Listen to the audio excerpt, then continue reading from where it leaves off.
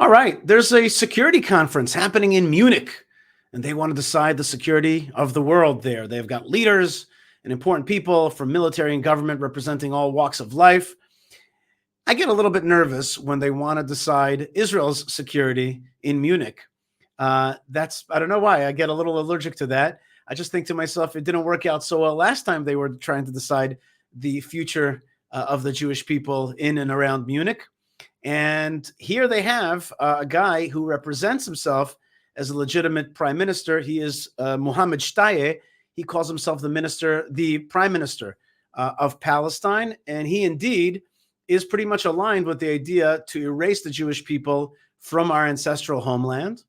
And he wants to create a Palestine exactly where the heartland of the Jewish people, the biblical heartland, the historical heartland, where two commonwealths had their capitals.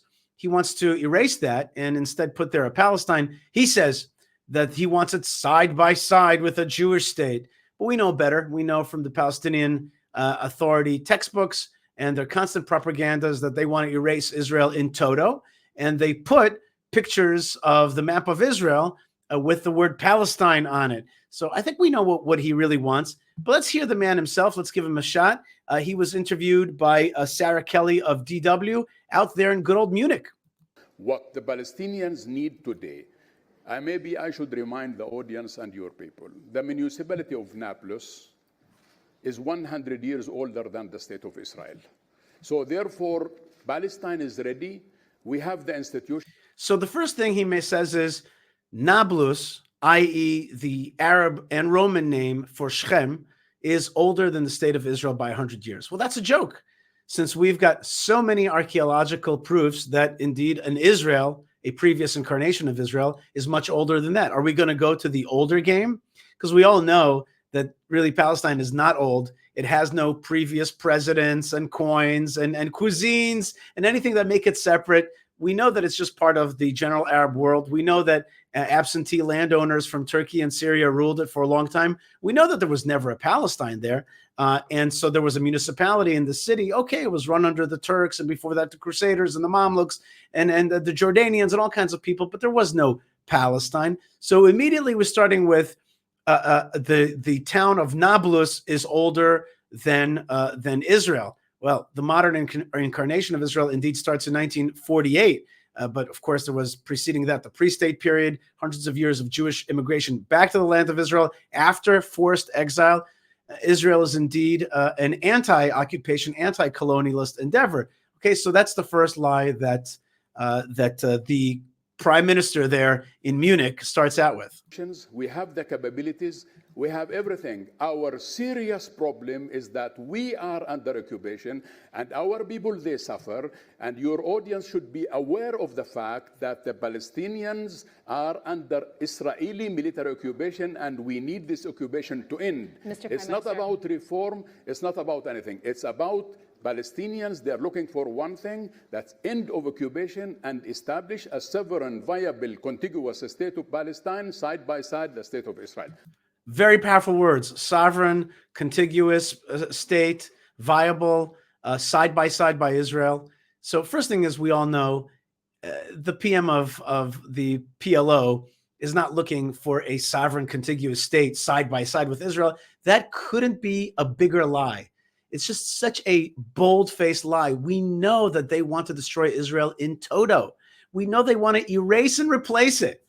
But this guy's bold-facedly lying there in Munich and telling the world that he wants a viable state. Also, he doesn't seem to mention the fact that the Jewish people are back home in Judea. He just keeps using that very powerful word out there, which is occupation, occupation, occupation. It's a very powerful word. He gets into people's minds out there that as though Israel's a foreigner.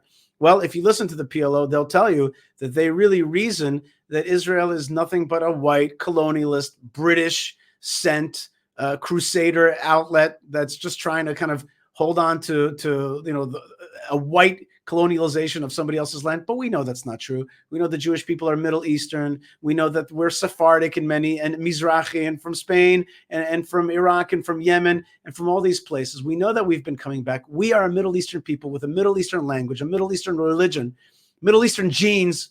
We know that. but he is out there replacing us. And the key word of replacement is occupation. Let's keep going. That's what we want. We have limited time, and there's one more aspect that we need to get to here, because you have said that, and I'm going to quote you here, "We should realize that Hamas is an integral part of the Palestinian political mosaic. You've called on them to join the PLO's political program."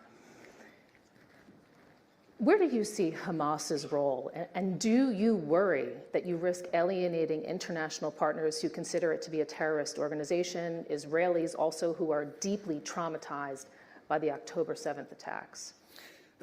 Before he answers the question, it's his quote, right? He's the one that says that the Hamas should be brought in to be a legitimate part of the PLO. Now, here's my take on this. It's very simple. PLO and Hamas are just two sides of the same coin. One wears a suit, one wears a hijab and a kafia and you know, all the Muslim clothing, and one wears the Western clothing, but it's the same thing. One faces the West, one faces the Middle East and pro-Islamic folks, but it's the same thing. They really want the same thing, the erasure of Israel, but they use this kind of you know, back and forth to be like, oh, I'm not Hamas, I'm the legitimate PLO. I'm not the PLO, I'm the Hamas. And they use this back and forth to get more and more people backing them and supporting them. The bottom line is they're the same. There's no difference between them. And they work together in cahoots. And sometimes they work together and sometimes they fight one another. But bottom line, their goal is the same. And so here is a quote of him saying the Hamas should get back and under the umbrella of the PLO because we're really the same thing. Let's see what else he says. We all know that Netanyahu tried to buy quietness for money, and therefore he had a deal with Hamas. And also for us, of course, Hamas is an integral part of the Palestinian political arena. But in order for Hamas to be a member of the PLO, there are certain prerequisites that Hamas has to accept the political platform of the PLO, that we have an understanding on issues that has to do with resistance, and that we are calling for popular resistance and not anything else. Okay, so he's cool with Hamas. He's just said it to you. I have no problem with it. They just gotta, I want them to tweak their language a little bit so they can come under our umbrella. And, you know, Hamas is like, no, you come under our umbrella, right? But the bottom line is he says to you right there, I am cool with Hamas. I'm cool with their resistance. I'm cool with what they did. Therefore, if Hamas accepts, and we have been in dialogue with Hamas before October 7 in Al Alamein. Are you speaking with them directly right now?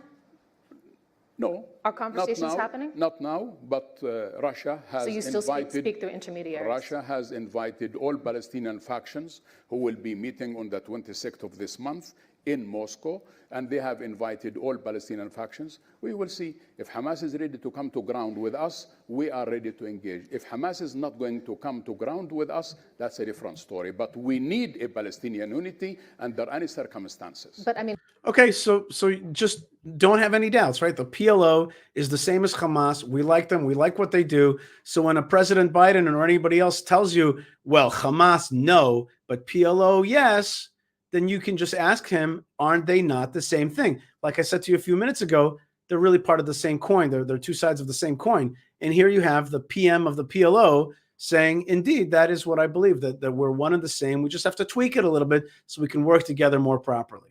we're talking about Hamas here. This is, you know, an organization that has a history of undermining peace through violence. They reject the Oslo Accords. They're committed to armed resistance against Zionism. I mean, look at the brutality of October 7th, where they slaughtered more than 1,000 people, took hundreds of hostages, the youngest being 9 months old, evidence of sexual violence, rape, mutilation. Does Hamas really deserve another chance? Look, as I told you, what does she mean by does Hamas deserve another chance? He never says that they lost their chance. He's cool with them. He's cool with Hamas. The PLO is cool with Hamas. They're just a little jealous that Hamas is a little cooler right now, a little bit more powerful. They're a little jealous about October 7th. So she's like, do they deserve another chance because of their violence? Does he say, yeah, that violence is like a real problem, and gosh, we don't stand with that violence? Let's see what his answer is. One should not continue focusing on October 7. They've been no friend of yours. I told you at the very beginning that no way we accept any killing of any civilian innocent people. This is something that we should put behind ourselves. under any circumstances that we need to have a situation in which Palestinians are united, but again on our political agenda. Is the PA so weak that Hamas is your only option? We are not going to go to their ground. We want them to come to our ground. Our ground is very clear. 2 states on the borders of 67, through peaceful means. We have been engaged in negotiations. All right, so we're friends with Hamas.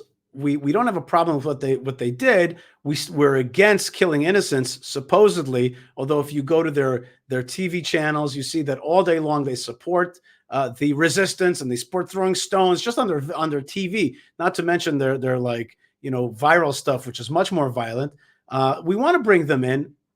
Sarah asks him, do you reject that violence? It's like, let's put that behind us. Yeah, we reject the violence, whatever. And like, let's go on. Let's find a way to have Palestinian unity so that we can really do what we want to do, which is all of us have the right to claim that we kicked Israel off its land.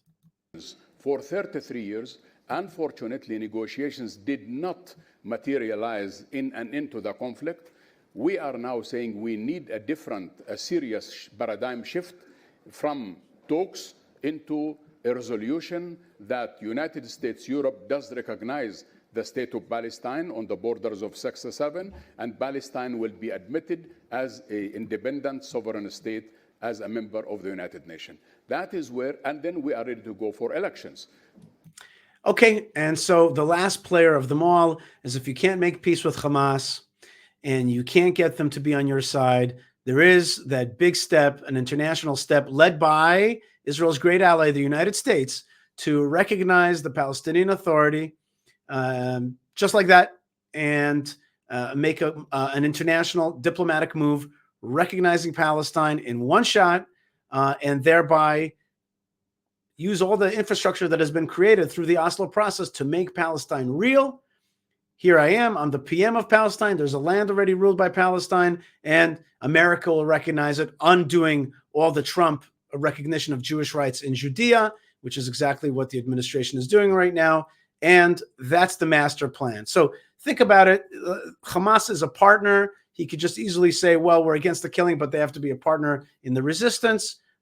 We had a great success on October 7th, but let's not talk about that too much. Let's go on to the next thing. Now we're going to use, after this great physical victory of October 7th, we're going to get a diplomatic victory through the unilateral recognition of Palestine in parts of the land of Israel, in Judea and Samaria. And then, of course, the second part, which he's not going to say, is we'll swoop down and get the rest. All we have to do is dislodge the Jews from the ancestral homeland, and we'll get the rest. That's the plan, and it's pretty smart, and it's pretty strong, and we have to stand against it. But we have to see who these people are. As you could see, he's not really going to be, he's not against the terrorism and the wanton murder and rape of Jews. That's not going to bother him too much. He has a goal to get rid of Jews from Judea and Samaria from the high ground and then take over the rest. That's the plan of Palestine. If you want to understand their big plan, it's very simple. Look at some of the maps they put out. They put out the map of Israel and the word Palestine over all of it. All this talk about 2 states side by side, that's for liberals to consume and Europeans and Americans to believe. But of course, that is not the goal at all. In any case, that's their words from Munich. All right. So I hope we understand what we're dealing with, and we're going to fight it, of course, with the help of God.